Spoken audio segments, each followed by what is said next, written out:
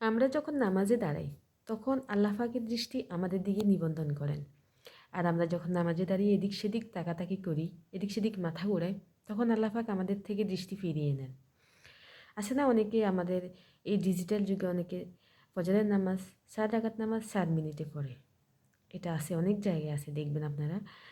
অনেক সময় ইমাম সাহেব কিন্তু, মসজিদের ইমাম সাহেবও কিন্তু খুব তাড়াতাড়ি নামাজটা শেষ করে দেয়। অনেকে রুকুতে গেলে সেজদা পায় না, সেজদাতে গেলে রুকু পায় না, এরকম অবস্থা হয়। আপনি যদি মক্কা মদিনাতে যান, দেখবেন নামাজের সৌন্দর্য কাকে বলে। সেখানে অসাধারণ তিলাওয়াত, অসাধারণ নামাজের সৌন্দর্য, এবং সবচেয়ে সুন্দর তেলাওয়াত যিনি করতে পারেন ওনাকেই দায়িত্ব দেওয়া হয় নামাজের জন্য।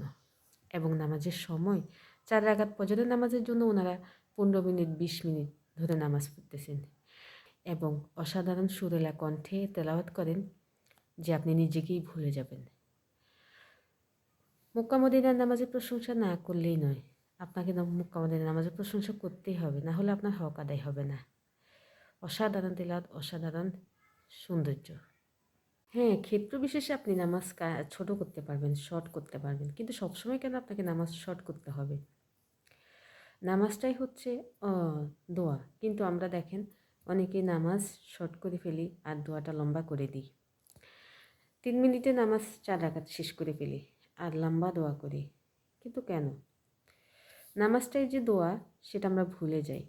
আমরা যদি সেজদায় গিয়ে লুটিয়ে না পড়ি, আমরা যদি মাথা নত করে আল্লাহর কাছে সব কিছু বলতে না পারি, আমরা যদি আল্লাহর কাছে আমাদের চাওয়া পাওয়াটা তুলে ধরতে না পারি, তাহলে আমরা কিসের নামাজ পড়তেছি, কিসের সেজদা দিয়েছি? সাহাবীরা কীভাবে নামাজ পড়তেন, কীভাবে নামাজ পড়লে ওনাদের পা থেকে তীর বের করেছিলেন?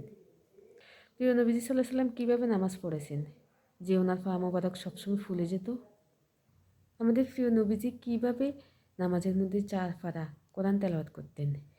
আল্লাহ পাক রব্বুল আলামিন তার হাবিবের মাধ্যমে একটা হাদিসে জানিয়ে দিয়েছেন যে যারা এইভাবে নামাজ পড়ে, আল্লাহ পাক ওই নামাজটাকে তার ওই হাতে নিয়ে তার ওই নামাজের দিকে ছুঁড়ে ফেলে দেয়। নাউজুবিল্লাহ। আল্লাহ পাক আমাদেরকে এ ধরনের লোকদের থেকে হেফাজত করুক, অন্তর্ভুক্ত না করুক। আমরা তো আল্লাহ পাকের ইবাদত করার জন্যই পৃথিবীতে এসেছি, আমরা তো আল্লাহ পাককে সন্তুষ্টি করার জন্য এসেছি। তাহলে কেন এত তাড়াহুড়া, এত পেরেশানি কেন আমাদের মধ্যে? আল্লাহ পাককে ধৈর্য ধরে ডাকেন, ধীর স্থিরভাবে ডাকেন, সন্তুষ্ট করে ডাকেন। ইনশাআল্লাহ সব আপনি সহজ হয়ে যাবে আপনার জন্য। আপনি যা চাইবেন আল্লাহ পাক তাই দান করবেন। শুধু আল্লাহ পাককে সন্তুষ্ট করে ডাকতে শিখুন। জমিতে চাষবাস করবেন, আধা ঘন্টা পরে যান, চাষবাস করেন, কি হলো তাতে? খুব দেরি হয়ে যাবে? আপনি সংসারে কাজকর্ম করবেন, একটু আধা ঘন্টা পরে করেন। নামাজটা সেরে নেন ধীরে স্থিরভাবে, ধৈর্য সহকারে, সুন্দর করে। এমন আমরা আল্লাহ পাককে সুন্দর করে কয়েক মিনিট যদি সময় দিই, আল্লাহ পাক আমাদেরকে তার চেয়ে বেশি সময় দিবে, তার চেয়ে আমাদের জন্য রিজিকে বরকত দিবে, বাড়িয়ে দিবে।